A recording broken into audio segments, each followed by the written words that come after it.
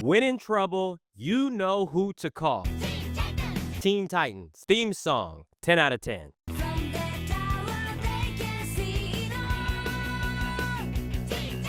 Hi, Puffy Ami Yumi Go. Are you kidding me? They even got their own show after this. Teen Titans premiered on Cartoon Network on July 19th, 2003, and ran for 5 seasons until January 16th, 2006. Prime middle school time for me. This version of the Teen Titans starred Robin, Starfire, Cyborg, Raven, and Beast Boy. They tackled some pretty serious villains while navigating their personal struggles. We haven't got all day, Truck. What does that mean? It means nothing. Way to go, Trucky. You do not call me that. And obviously, one of the key reasons people often consider Teen Titans to be an anime is its very distinct visual style, which was very obviously and heavily influenced by Japanese animation. The exaggerated facial expressions, chibi-style comedic moments, dynamic action sequences, and vibrant, expressive character designs, all of which are hallmarks of anime, not American cartoons. All right, obviously Teen Titans has to go on this list because Teen Titans is top-tier cartoon ever. Truck is what they call us. You know what it feels like to be judged simply because of how you look? Of course I do. I'm part robot. It had me and millions of us in our seats every single week, and it felt like serialized storytelling because it was, not too heavily. You could jump in any episode and understand what's going on, but the progression, it did not ever feel like things just reset back to normal at the end of an episode. Every episode felt like it had consequences. S tier. I am the stone that the builder refused. I am the visual, the inspiration that made ladies sing the blues. The Boondocks premiered on November 6, 2005 on Adult Swim and ran for 4 seasons until June 23rd, 2014.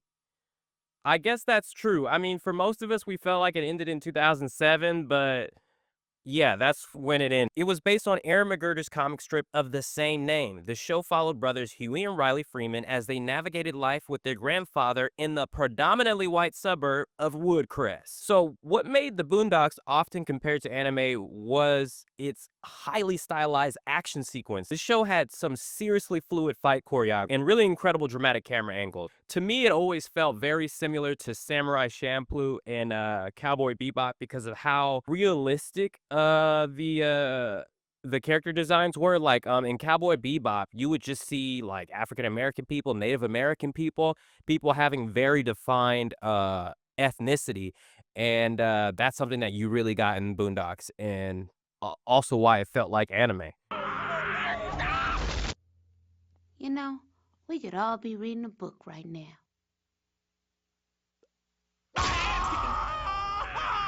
Also one of the greatest cartoons on the list. Very funny moments. We all have those kind of moments. You know what type of moments I mean. Watch closely. You're about to experience a moment.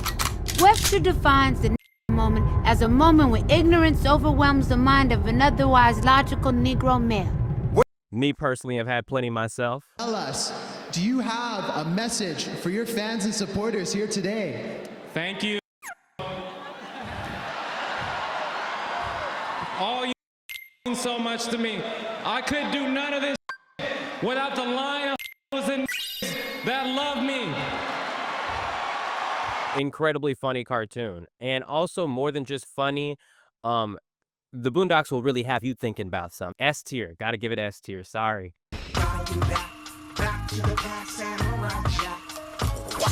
Samurai Jack premiered on August 10th, 2001 on Cartoon Network and originally ran for 4 seasons until September 25th, 2004.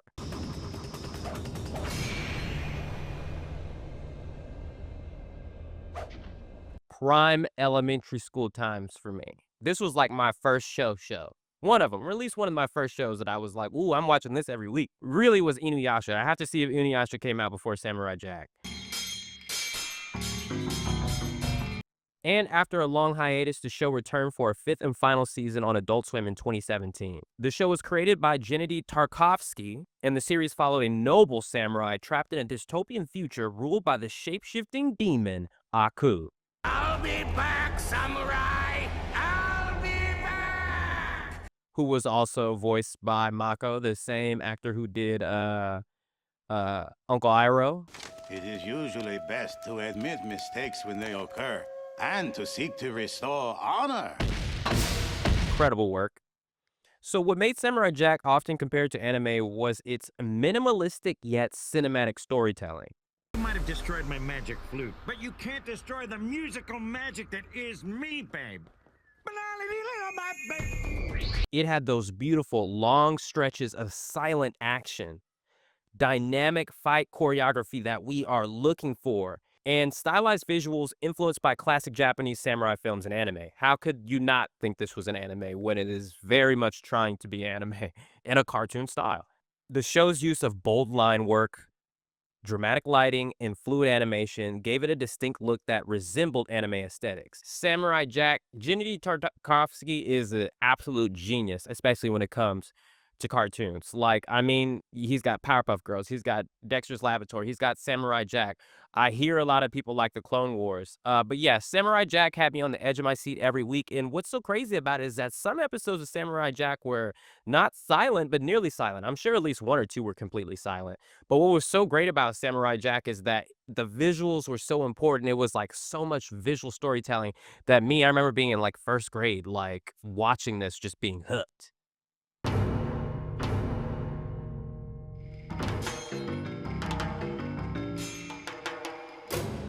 Water.